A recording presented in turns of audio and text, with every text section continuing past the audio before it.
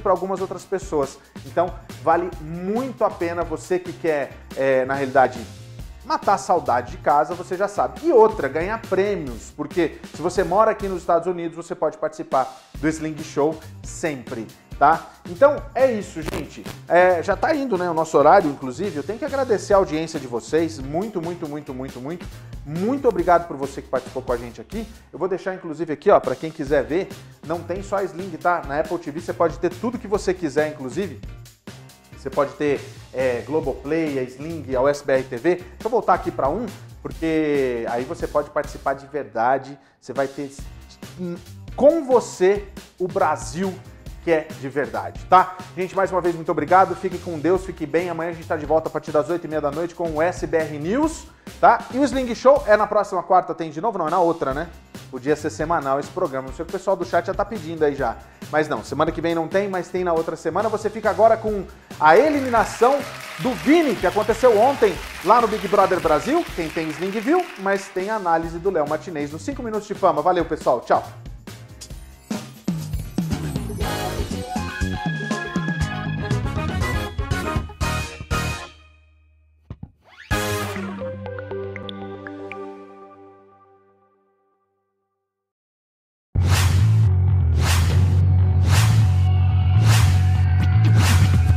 Cinco minutos de fama especial BBB 22. Oferecimento: tudo vira doce, transformando seus momentos felizes em doces.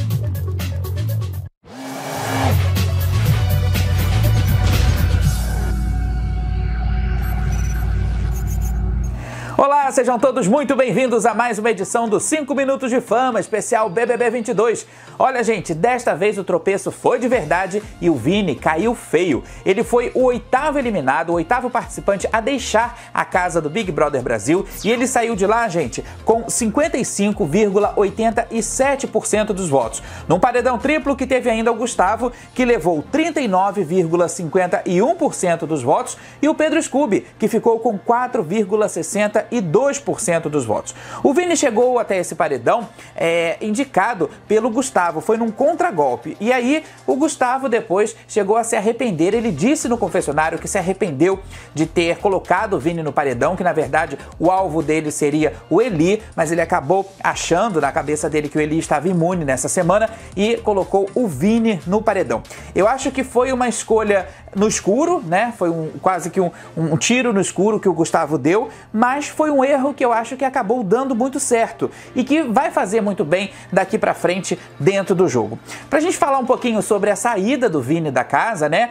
Assim que ele recebeu a notícia, né? A informação através do Tadeu Schmidt de que ele seria o eliminado, ele engoliu o choro, ele segurou bastante ali, mas ele fez questão de se despedir de todos da casa e eu achei muito interessante que ele também se despediu do Gustavo. Ele abraçou o Gustavo, até brincou chamando o Gustavo de meu malvado favorito. Ele deu um abraço no Gustavo, ele abraçou todo mundo e ele falou para todo mundo que ali dentro ele estava realmente com o coração aberto, que ele estava jogando com o coração e que, ao nosso ponto de vista, enquanto telespectador, ele estava saindo da casa sem levar nenhum ressentimento, sem levar nenhum tipo de mágoa de qualquer participante, muito menos do Gustavo, né, que indicou o Vini para esse paredão. Foi o primeiro paredão do Vini, ele levou aí essa carga, né, essa responsabilidade de ir para o primeiro paredão, foi testado e acabou sendo eliminado. Foi muito grande a expectativa da gente aqui fora enquanto público em relação ao Vini. A gente acreditou lá no começo que ele fosse ser uma espécie de contrapeso da casa, que ele fosse aquele participante mais divertido.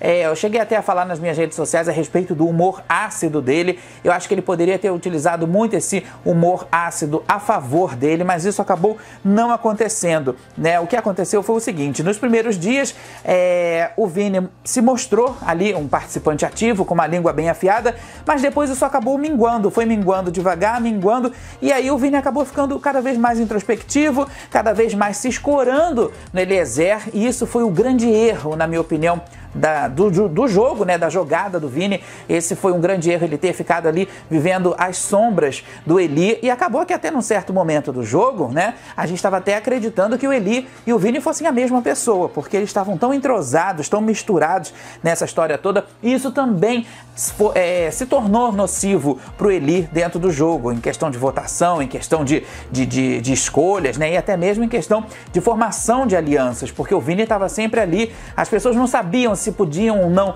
acreditar no Vini. Bom, depois que o Vini saiu da casa, lá no palco da eliminação com o Tadeu Schmidt, eles tiveram aquela conversa bem rápida, e aí o Vini falou uma coisa que eu achei bastante interessante, porque ele disse que ele errou no jogo porque ele não conseguia raciocinar tecnicamente, ele não conseguia jogar taticamente ali dentro, que ele realmente jogou com muita emoção, ele jogou muito com sentimentos, e aí o Tadeu já tinha até comentado antes, né? Não adianta você jogar só com sentimentos ou de repente jogar sozinho, como o Arthur sempre diz. O jogo, ele é um jogo coletivo, eles são vários participantes, mas eles se interrelacionam, eles estão conectados uns aos outros. E aí o Vini, eu acho que ele se manteve muito tempo preso somente a essa questão de Eli, preso somente a essa questão de um sentimento que até agora a gente não conseguiu definir, né? Porque a gente não sabe se o Vini era super amigo do Eli. Eu acho que o Eli até acreditava nisso, mas eu também acredito que o Eli tenha percebido que essa amizade tinha um algo mais.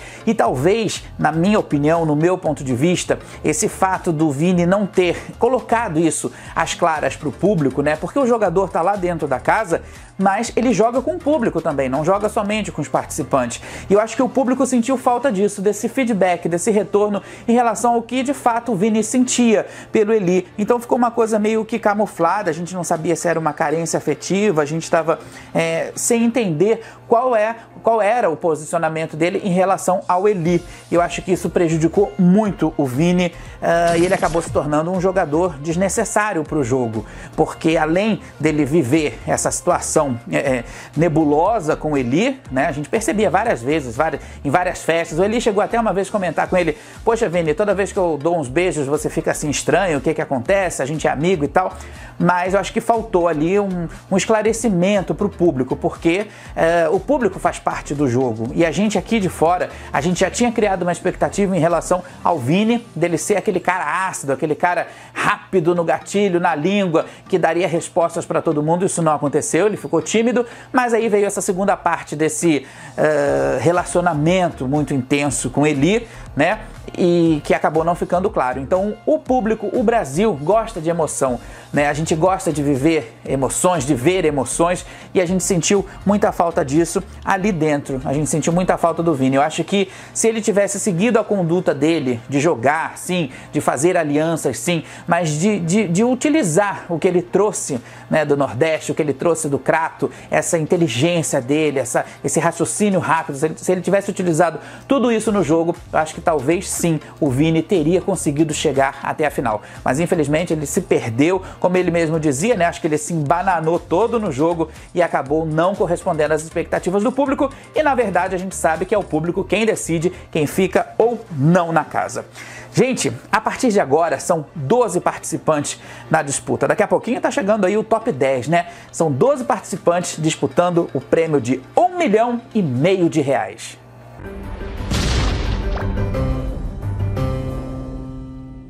Essa semana foi muito intensa na casa do BBB e muita coisa aconteceu, mas eu resolvi trazer aqui pra gente, pro nosso programa, um assunto que realmente foi assim, alvo de muitos comentários, foi motivo de muitas discussões na internet, que foi a prova do líder, a prova de resistência. Essa prova que acabou consagrando o Lucas como líder, mas olha, nem todo mundo ficou satisfeito na internet. Essa prova, como o pessoal diz, né, foi uma prova de resistência raiz, e ela foi interrompida, ela precisou ser interrompida porque eles ficaram quase 24 horas nessa prova. Realmente eles estavam ali mostrando muita garra. E os finalistas dessa prova eram o Lucas, a Natália e o PA. tinha também a Lina, né? Ela conseguiu ficar no limite dela até quase o final da interrupção da prova, faltando alguns minutos, né? Acho que menos de 20 minutos, ela acabou saindo da prova, mas a gente pode considerar também a Lina como uma das grandes finalistas dessa prova, que realmente foi uma prova difícil, foi uma prova assim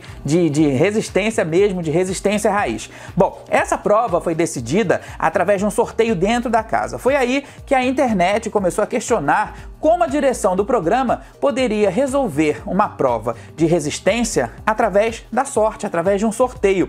E olha, gente, apesar dos protestos, de inúmeras reclamações, de inúmeros comentários, de inúmeros posts no Instagram, no Facebook, no Twitter, a direção do BBB não se manifestou em relação a essa escolha, né? Essa decisão de fazer com que o líder fosse decidido ali, né? Caso a prova fosse interrompida. Isso a gente de casa já ficou sabendo no dia que a prova começou, ou seja, na véspera, antes da prova terminar. O pessoal reclamou e aí a direção não se manifestou a respeito dessa decisão de fazer, né, a escolha através de sorteio. Mas aí a gente lembrou um caso que aconteceu no BBB 8, que para mim foi uma das edições mais importantes, mais marcantes. E aí lá no BBB 8 teve uma prova de resistência e que no final da prova ficou o Alexandre Scachetti, meu grande amigo Ale, um abração para você, o Marcão, né, e a Tati Bioni. E aí eles já estavam realmente no limite e resolveram tirar 0 e 1 para ver quem seria o líder. Tiraram 0 e 1, o Ale foi escolhido, né, venceu essa sorte, né, venceu como líder. E aí, logo mais à noite, o Pedro Bial, que era o apresentador na época, deu-lhe um baita puxão de orelha. Ele falou, olha, a prova é de resistência, não é prova de sorte, portanto, Alexandre, você não é o líder, e a liderança acabou passando para Thalita, né, a outra participante que também estava ali. E isso rendeu na época muitos comentários já tinha internet, né? Mas rendeu assim muitos comentários entre o grande público, e essa lembrança aí do BBB 8 acabou voltando à tona em relação à prova do líder. E a gente fica com essa pergunta, né? Que foi a pergunta que bombou nessa semana. A prova do líder, quando é de resistência, será que vale mesmo a pena decidir pela sorte? E qual seria o outro mecanismo para poder se decidir uma prova de resistência, nesse caso, né, em que a prova ultrapassa aí os limites, se não pela sorte? Essa foi a grande pergunta, o grande questionamento de todo mundo no que bombou, no assunto que mais bombou nessa semana no BBB.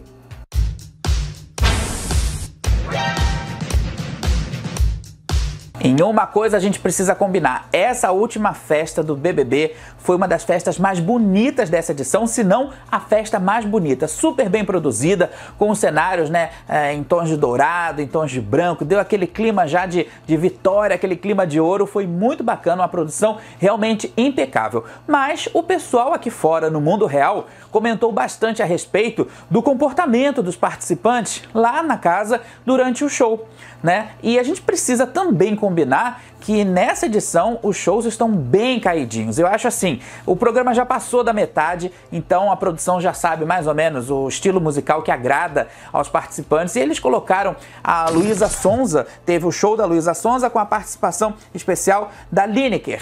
E aí a Luísa Sonza, eu gosto dela, eu acho ela muito bonitinha, eu acho ela fotogênica, eu acho que ela tem assim um estilo de dança, né, com bastante desenvoltura, mas a gente também precisa combinar que não é uma artista para fazer um show ao vivo, né, segurar ali um show de 1h e 10 mais ou menos, às vezes é menos, né, mas segurar um show desse ao vivo com banda, cantando e dançando ao mesmo tempo. Ela chegou a cantar até por cima de muitas músicas dela, sem fazer o ao vivo, mas não agradou todo mundo, e é óbvio que tinha muito participante ali que não estava muito à vontade, como era o caso, por exemplo, do DG, do Scooby, do Gustavo. Acho que o show foi mais ali pro pessoal do gargarejo, né? E isso também em algumas músicas, tirando o Vini, o eliminado, que curtiu todas as músicas, esse show da Luísa Sonza não estava muito agradável pra gente poder assistir. Acho que até a gente em casa mesmo estava percebendo isso, né? Tava faltando aquela empolgação. Como eu disse, achei ela muito bonitinha, ela tem uma voz em estúdio muito bacana, mas ao vivo realmente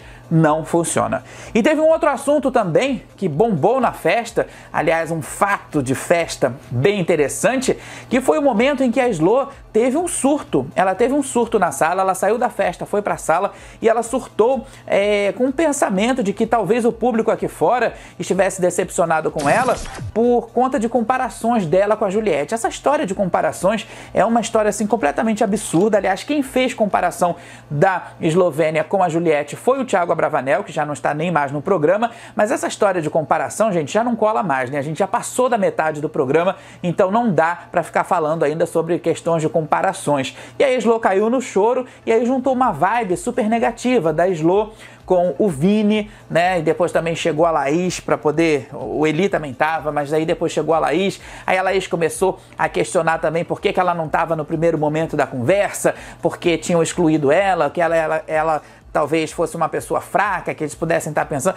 Olha, foi um baixo astral danado. A festa já tinha começado meio esquisita por conta do show, né? Que não empolgou todo mundo. Aí depois ainda veio essa bad vibe aí da Eslovênia e puxando todo mundo, puxando o Eli, puxando o Vini, puxando também a Laís. Foi realmente uma noite de muita dor de cabeça.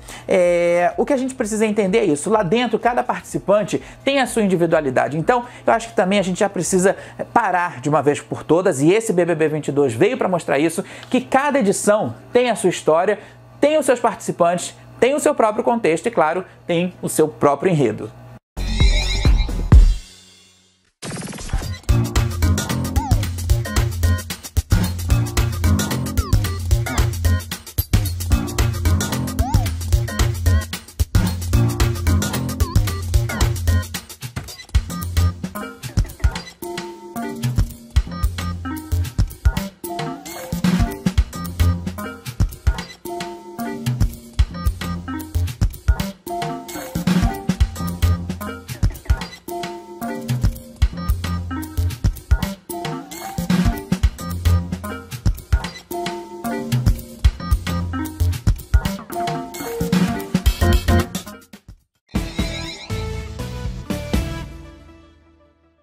Antes da gente terminar o programa, teve uma notícia de última hora que pegou todo mundo de surpresa. Na próxima quinta-feira, dia 17, todos os participantes que foram eliminados do BBB 22 vão estar de volta pro game. Calma, eles não vão voltar para casa, não vai ter casa de vidro, nada disso. O que vai acontecer é o seguinte, vai rolar uma dinâmica lá no palco com o Tadeu Schmidt, e aí a gente vai poder rever o Luciano, a gente vai poder rever o Rodrigo, a Nayara, a Bárbara, a Bruna, a Larissa, a Jade e também o Vini, que saiu ontem. A direção não informou que tipo de dinâmica vai ser essa, tá tudo sendo mantido sob total sigilo, mantido a 7 chaves, mas o que a gente sabe é que esses participantes vão participar ali, vão fazer uma dinâmica, vão atuar numa dinâmica, né, lá no estúdio, e que essa dinâmica vai refletir dentro do jogo.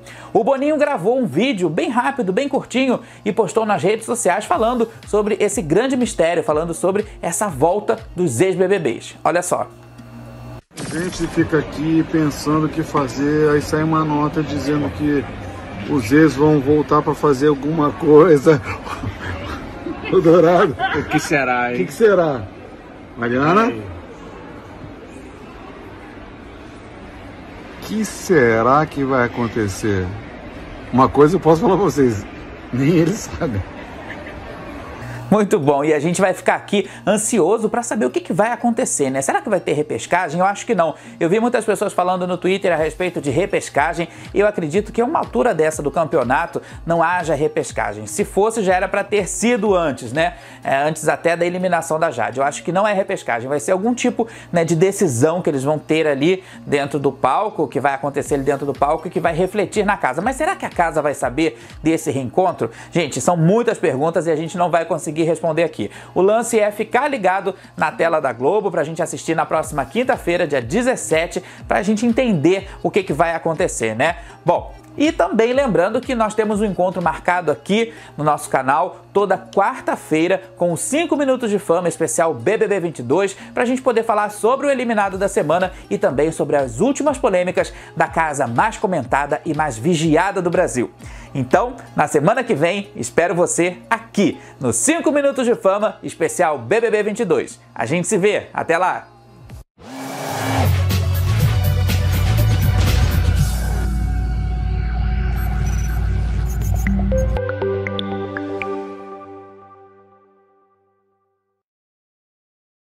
Oi, tá começando começando tudo em dia aqui na USBR TV. Se você estava aí ligadinho no USBR News, agora continua aqui comigo que tem muita coisa legal no programa de hoje.